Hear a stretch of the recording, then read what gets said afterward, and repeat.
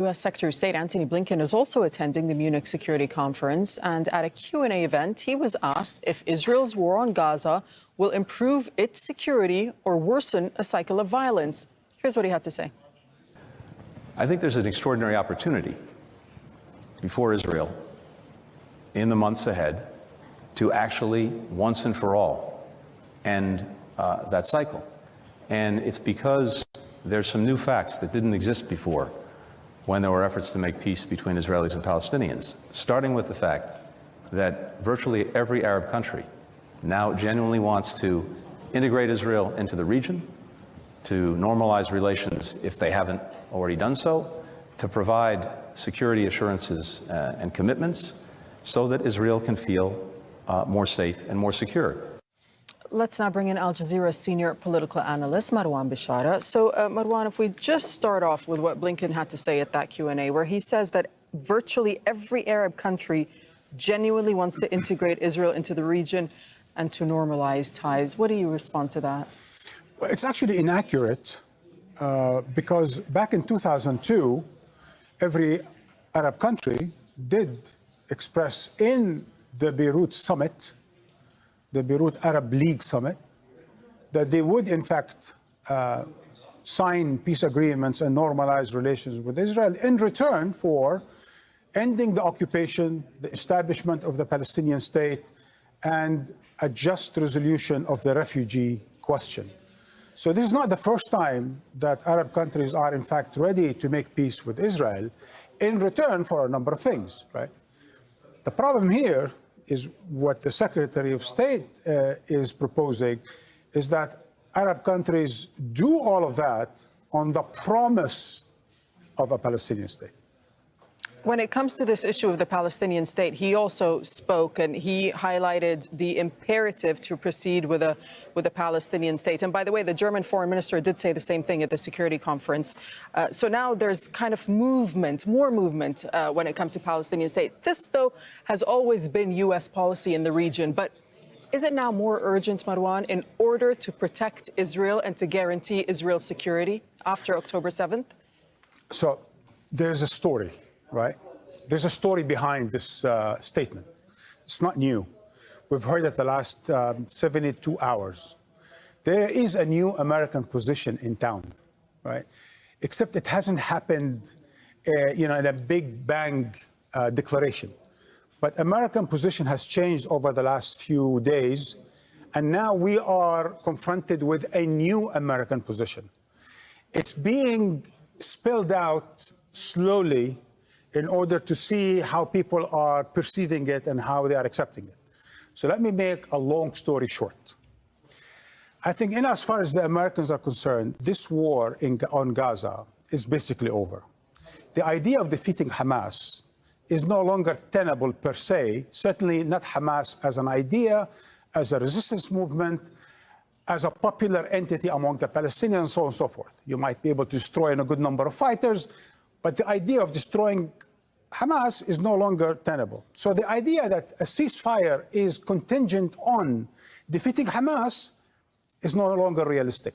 So what have the Americans done in the process? Now they're making the ceasefire not contingent on defeating Hamas. The day after is no longer about defeating Hamas. The day after now is about a ceasefire, a permanent ceasefire will only come if a number of things happen, such as Saudi recognition and normalizations of relations with Israel, along with a good number of Arab countries, in return for a vision, a pathway towards a Palestinian state. This Palestinian state could be anything. It could be a bunch of Bandustans. It could be the Palestinian Authority as it is today, being recognized by the United States as a state, when in fact it's not a state. It does not have any sovereignty. It doesn't have any security. It doesn't have any army. It doesn't have any contiguity. But it would be, in theory, in terms of trappings of sovereignty, it would have some kind of a Boy Scout, playing the national anthem, but it won't be truly a state. So this is what the Americans are thinking now. A ceasefire contingent on normalizations of relations and the idea of a Palestinian state. Because in the past, Marwan, the United States has pretty much said that a Palestinian state can only come into being, first of all, with the agreement of Israel, of course, and second of all, it'll have to be a demilitarized state. Do you think that's going to change at all? And also, when it comes to this issue of the agreement with Israel, Netanyahu has flat out said, under his watch, there won't be a Palestinian state. This is the thing, right? So when he was asked on ABC program, the American TV program, on Sunday, he says, what Palestinian state are we talking about? A militarized one? No. Right. One that will be able to threaten Israel? No. And so on and so forth. He insists that Israel will have the overall security from the river to the sea, right? But once again, and that's what is so dangerous and genius about the new American idea.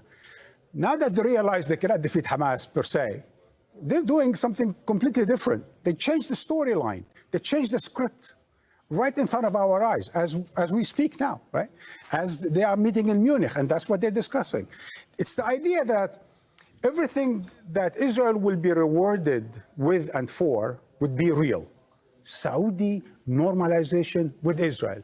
Open borders, exchange ambassadors, blah, blah, blah, blah, blah, right? Everything that will be given to the Palestinians will be theoretical, subject to negotiations, subject to consensus, subject to Israeli agreement, and so on and so forth. So they're going forward with a plan that says we need Arabs and everyone else to come on board and provide Israel with regional security, take Israel on board. All of that, by the way, just to remind our viewers around the world that this is all rewarding Israel for its genocide in Gaza, right?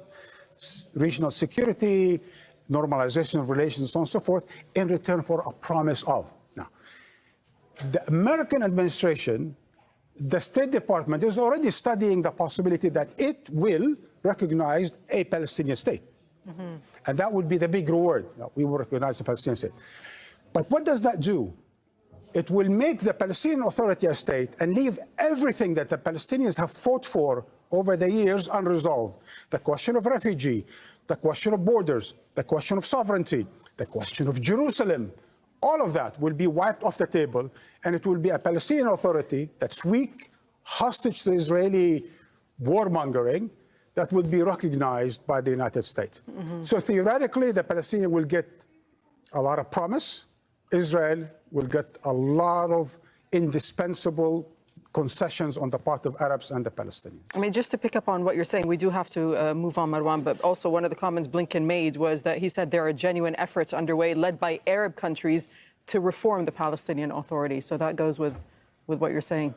And they always, by the way, said overhaul in the past. Now they say revitalize. Right. Okay. Same thing. Marwan Bishara, thank you so much. Well, the Palestinian Prime Minister Mohammed Shtaya has called for a boycott of Israeli products and for more settlers to be sanctioned. He was speaking at the African Union Summit in Ethiopia, and he said that Israel's war on Gaza amounts to killing for the sake of killing. The United States and some European